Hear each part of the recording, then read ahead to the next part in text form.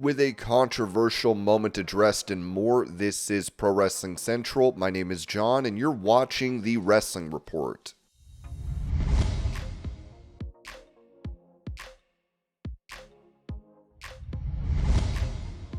Taking to X, Dakota Kai said this regarding her absence from WWE, writing, "I miss wrestling, and I miss you guys. Not hurt, by the way."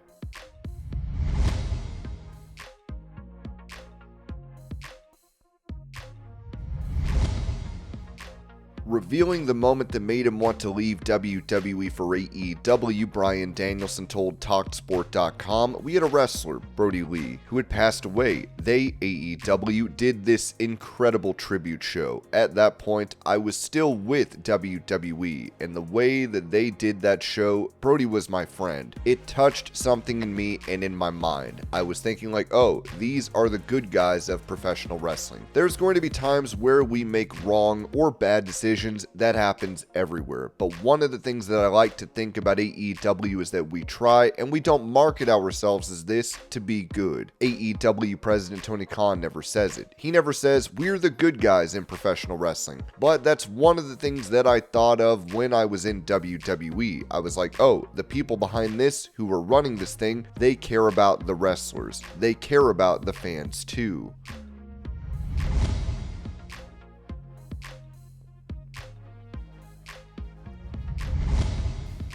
Providing information on the project of Eric Bischoff and Hulk Hogan, Ringside News wrote that Hulk Hogan and Eric Bischoff are officially back in the ring, this time behind the scenes, and they're not messing around. On Wednesday, the duo revealed more details about their bold new project, Real American Freestyle Wrestling, including the date and location of their first official event and the elite athletes headlining the launch. According to the Associated Press, the debut event is locked in for August 30th in Cleveland, Ohio, with a stacked lineup of real-world wrestling talent and a mission to create something totally fresh. Kennedy Blades is set to be the face of the women's division, according to Hogan, while Zahid Valencia and Ben Askren are confirmed for the men's side. As for potential additions, Hogan name-dropped Gable Steveson and Wyatt Hendrickson as athletes on the radar. The idea was so exciting that I get a chance to be involved with all of these young people and help guide them in any way, especially to make them huge stars and create a future for them," Hogan told Forbes in a recent interview. "Wrestling is wrestling, brother. I see this as an opportunity for me to get involved, to get back, quit sitting on the couch, to get involved with a bunch of powerful athletes that I can relate to as far as championship material. Real American Freestyle is designed to fuse the competitive grit of amateur wrestling with the charisma and flair of professional wrestling and reality TV." Hogan compared the vision to The Voice, explaining that you do the backstories first so that people care about the athletes. Then it's up to the athletes to perform. Eric Bischoff, who will serve as chief media officer, made it clear that this isn't about putting on another wrestling show. It's about rewriting the format completely. "These athlete stories have never been told," he said, "and I don't care whether it's golf, baseball, basketball, the NFL. It's all driven by the stories, and that's what we're going to focus on." Hogan's Real American Beer is stepping up as the title sponsor, with Chad Bronstein on board as co-founder and president. The league is also backed by Left Lane Capital, the same investment firm behind Gerard Peak's Kings League, Shaun White's Snow League, and League One Volleyball. Another major player involved is Cassius, rounding out the financial muscle behind this new combat sports experiment. Bischoff also talked about the kind of talent they're after, athletes with both pedigree and presence. All of these athletes are going to be best in class. If someone comes with built-in charisma, great. But I also love helping people find their character, he said. Hogan added a personal story for Impact. "I got Brock Lesnar first, and it was no picnic, believe me. I wrestled him probably 10 or 12 times, but eventually I saw him turn into that crazy, over-the-top entertainer, and that's what we're going to see here too." With over 40 elite-level athletes expected to be on the roster, a televised reality-style format, and deep-pocketed sponsors, Hogan and Bischoff are setting the stage for something that lands somewhere between NCAA mat action and prime-time wrestling drama. Real American Freestyle Wrestling isn't just a new promotion. It's a shift in how wrestling can be presented to mainstream audiences. Hogan, Bischoff, and their team are betting big on storytelling, athletic excellence, and entertainment to capture a new generation of fans. And with their first event officially set, all eyes are on Cleveland this August.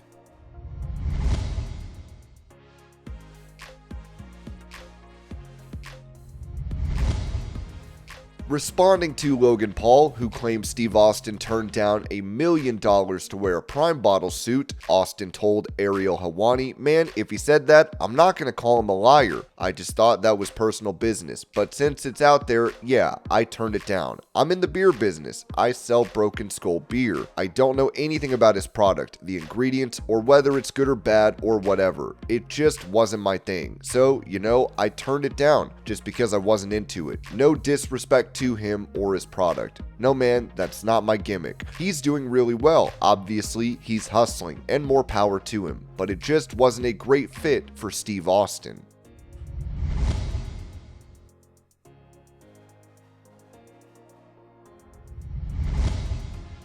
Asked if announcing the attendance at WrestleMania 41 was the only plan for him or if other ideas were discussed, Steve Austin said this in that same interview: "No man, I was just happy to be there. I had a knee replacement 4 months ago, and for a total knee replacement to heal up 100%, you're looking at about a year. That was on December 4th, so that's the timeline. I'm feeling really good. I don't squat anymore. I do Hindu squats as part of my workout, but I'm not even trying to run yet. Not that I run a lot to the ring, but I'd imagine I'm about 30-35% of full capacity. So I did what I could, just to be involved in the show and announce the attendance for WrestleMania Night 1 and 2 combined. That was about all I could do. Earlier in the year, it was like, hey man, if you want to be there, maybe we can figure you in. And I said, hey man, I'm getting my knee replacement. We'll see what happens when the time comes. The time came, and I just couldn't do much."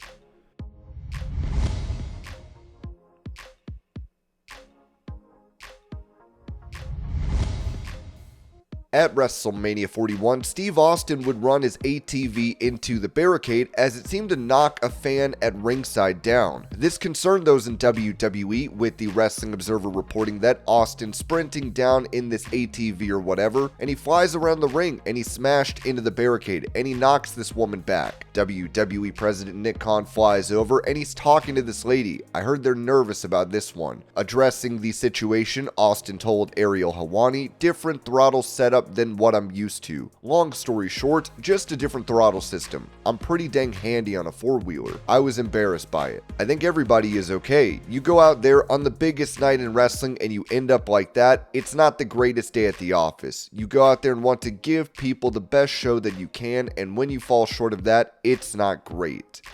And this was your pro wrestling news update. I hope you're all having a great day. Thank you so much for watching, and I will see y'all later.